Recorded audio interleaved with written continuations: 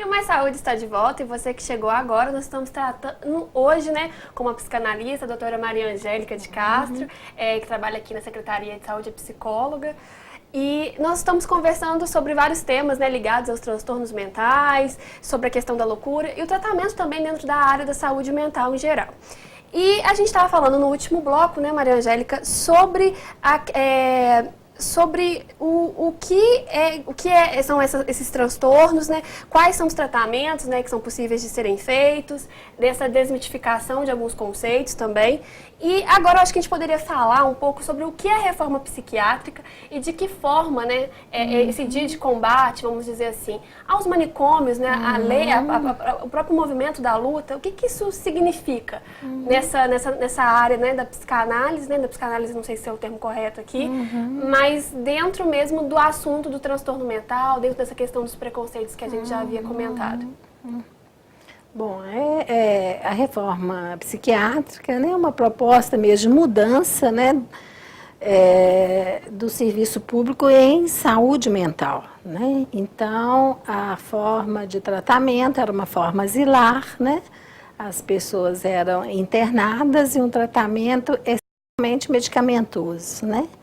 Então, vem a reforma propor, né, a substituição desse serviço, né, por uma rede, né, de unidades abertas com serviços comunitários, né? Então, a proposta é essa, né?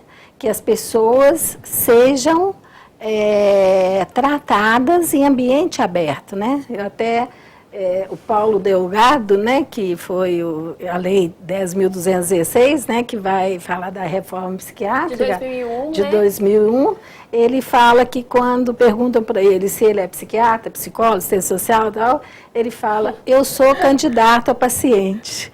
E como candidato a paciente, eu quero ser tratado em sistema aberto, não é? Porque qualquer um de nós pode ser paciente, pode, né? Onde haja o respeito, né? Onde a pessoa tenha a sua dignidade, né? Observada, os direitos, né, dele como pessoa, né? Como cidadão, né? Isso é importante. E um tratamento em liberdade, né? Então, e essa rede, ela tem vários dispositivos, né? E um dos dispositivos é o CAPS, mas aqui no nosso município, nós temos também o Núcleo de Saúde Mental, porque a porta de entrada de qualquer usuário nosso, ou qualquer pessoa à procura, né, de algum atendimento, são nos nossos PSFs, né? Então, mesmo as pessoas com transtorno mental, elas procuram os PSFs. E os nossos trabalhadores, eles têm que entender muito bem dessa rede psicossocial para poder encaminhar, né, da maneira mais adequada o nosso usuário. Então, saber quais são os pontos, né? Então, nós temos nós temos o CAPS, que são os clientes quando estão em crise, né, com transtornos severos e em crise. O que é o CAPS? Centro de Atenção Psicossocial, né? É um centro de atenção psicossocial, onde nós recebemos, né, os usuários em crise com transtornos severos e persistentes, né? Severos mesmo, e persistentes em crise. Quando eles estão estabilizados e ainda precisam de algum tipo de atendimento, né, psiquiátrico, psicológico, eles são encaminhados para a saúde mental ou então eles retornam ao território, porque cada usuário nosso, ele pertence a um território, ele tem um PSF que dá a assistência que ele precisa. É, né? Uma rede mesmo. É uma rede, então nossa rede. E temos também aqui na nossa rede o centro de convivência, né? Que normalmente ele é coordenado por artistas, eles não têm médico, nem psicólogo, que não é o nosso caso, mas normalmente funciona assim. É a convivência mesmo, né? É a saída através da arte. Porque esses transtornos mentais mais severos, você tem que trabalhar em termos de passagem ao público. Eles têm que se fazer reconhecidos. E isso, muitas vezes, é através do talento deles.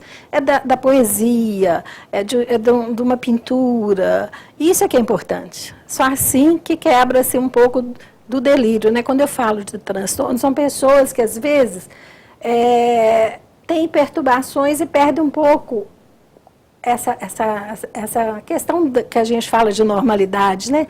Delira, ouve vozes, perde um comando de si mesmo, né? Mas jamais é afetada a memória e a inteligência deles. Eles sabem perfeitamente, eles transitam pela cidade, eles sabem direitinho, eles têm noção, decoram data melhor do que a gente, então, assim, nada disso é afetado. Né? Só que deliram, só que tem alucinações, é nesse sentido. E eu acho importante também, você está falando dessa questão, né? O CAP substitui o sistema asilar? Acho que é uma pergunta que a gente deve fazer aqui no programa, por conta dessa questão. Esses sistemas comunitários, vamos dizer assim, eles são uma saída para o sistema asilar? A proposta é de substituir mesmo. Substituição. É uma extinção gradativa do hospital psiquiátrico, né? A gente tem até, apesar de ter toda a fiscalização em hospitais psiquiátricos, né? E eu acho que a imprensa ajudou muito e ajuda muito, por isso que eu estou convocando vocês, para vocês nos ajudarem cada vez mais. Na década de 70, né, Irã Firmino, quando mostra lá os Porões da Loucura, o Elvis Raton, né? Quando faz o filme lá, Em Nome da Razão. Há pouco tempo nós tivemos, no dia da luta antimanicomial, os vizinhos fotografando uma clínica psiquiátrica lá em Belo Horizonte com o usuário em situações de penúria, com maus tratos, quase que totalmente despido. Então, assim, isso ainda não está resolvido, né? Agora, tem muitos que já melhorou muito, né? Melhorou muito, mas muito. Mas a proposta é que vale a pena, né? A pessoa precisa de laços, né? Quando você leva a pessoa, o que você faz? Você corta todos os laços dela, né? Então, até tem, quando eu fiz estágio lá na clínica Nossa Senhora de Lourdes, as pessoas falavam da vida delas até antes de estar lá. Depois de lá, é como se tivesse apagado, né? Então, eu não acredito que em nenhum lugar que você esteja presa, por melhor que você seja tratada, você vai ser feliz, né? Claro. Então, a minha aposta... A individualidade também, esse respeito do indivíduo, que é o sujeito mesmo, né? De como eu me vejo. Esse atendimento, digamos, não sei se é o termo correto, personalizado mesmo, sim, né? De conversar com aquela pessoa, ter um respeito pelaquela voz, pelo aquele testemunho, essa questão que você falou do ouvir, né? E essa pessoa tem que estar mais próximo possível da sua família, da sua comunidade. Eu acompanho, às vezes, as nossas agentes, né? Agentes comunitários de saúde. Como que elas criam um laço com eles, né? E como que é importante a chegada delas na casa deles. Eles precisam refazer esse laço, né? Olha, estão te mandando um beijo aqui. Marco Antônio pediu para te mandar um abraço, te parabenizar, falou que você é uma ótima profissional. Obrigada. Acho que é o Marco Antônio Apolinário da Silva, viu, Marco Antônio? Se for você, muito obrigada. Tem uma outra questão aqui, a gente está um pouco fora do que a gente está tratando aqui, mas eu acho importante. Tem muito mais a ver com o primeiro bloco, que a gente tratou um pouco do que seria o transtorno. A Laura do Tejuca, ela gostaria de saber se a síndrome do pânico tem cura e se essa dificuldade de sair de casa, de se locomover, é possível se tratar, é possível perder esse medo. Novamente, eu vou repetir, né? Se tiver um tratamento adequado, a qualquer transtorno, qualquer pessoa que tenha qualquer transtorno, ela pode voltar a responder, né, às exigências da vida da maneira que ela vai dar conta, né? Então, assim, a síndrome de pânico não é nada mais do que uma angústia avassaladora, né? Que a pessoa não deu conta, mas isso é possível. É como se você fosse para a guerra sem arma nenhuma, né? A gente tem que ir para a guerra com algumas armas. A partir do momento em que ela vai ter uma escuta, né? Vai ter uma escuta, ela vai descobrir isso, né? Que dispositivos ela vai ter que aprender a usar frente ao desamparo. Então, esse pânico que dá é quando você está frente a um desamparo em que você se percebe completamente desamparada, né? Então, como se você estivesse, assim, diante de um precipício, né? Então, assim, tem formas de lidar com isso, né? Agora precisa tratar, não tem milagre, né? A gente tem que tratar. Maria Angélica, infelizmente, nosso programa é curto e eu gostaria que a gente conversasse mais e mais. Eu acho que sempre o pessoal de casa também tem essa sensação, né? Por ser um programa de saúde, ligado às questões de saúde, eu acho que tem sempre muito mais para se falar. Sim. Mas, infelizmente, nosso tempo está acabando. Então, para encerrar, eu acho que você já deixou, né, um conselho, né, para a Laura, no caso, mas para as pessoas que estão enfrentando esse problema, que a gente tratou aqui, que a gente falou, levantou. O que as pessoas podem estar fazendo? Como que acontece esse acompanhamento? Se você quiser deixar alguma dica para alguém às vezes de casa não sabe como fazer, de que forma chegar ao CAPS.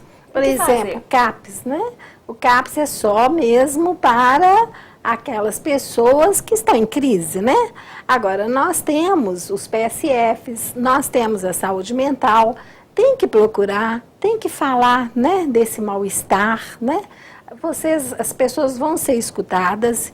E aí o profissional que fizer o acolhimento, né, que fizer a escuta que tem que ser feita, vai encaminhar. Mas a gente tem que procurar ajuda.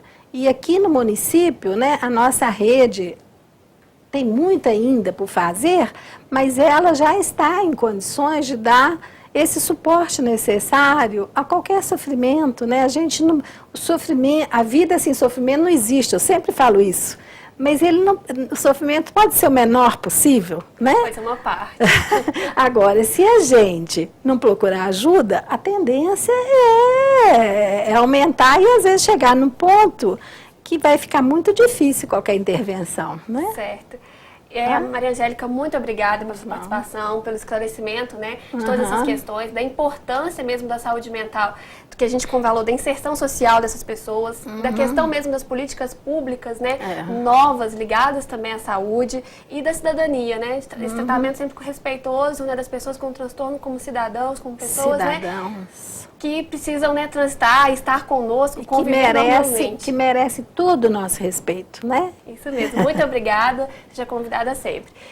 E você aí de casa que curtiu o nosso programa, muito obrigada e participou. Agradeço já também a participação. É como eu sempre digo, o programa termina aqui, mas se você quiser trazer sugestões pra gente de pautas ou de temas que gostariam que fossem tratados aqui, fiquem à vontade pelo nosso telefone aqui da TV, o 3372-3720.